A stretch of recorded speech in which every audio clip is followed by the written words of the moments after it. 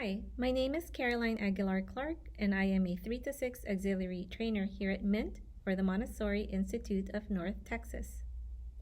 I wrote an article about the 3-period lesson, which is a technique that we use to introduce new vocabulary or new concepts to very young children. This lesson was originated by Sagan and adopted by Maria Montessori because of its simplicity and its effectiveness.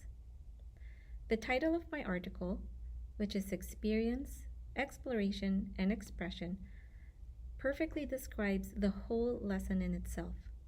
Experience describes the first period, exploration the second, and expression the third.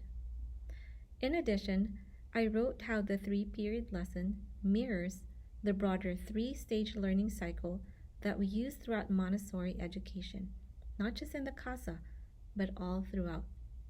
So through that experience and exploration, the child's intelligence is being built. And this holistic approach makes education seamless, enjoyable, and relevant to the child. To find out more, I hope you'll read and enjoy.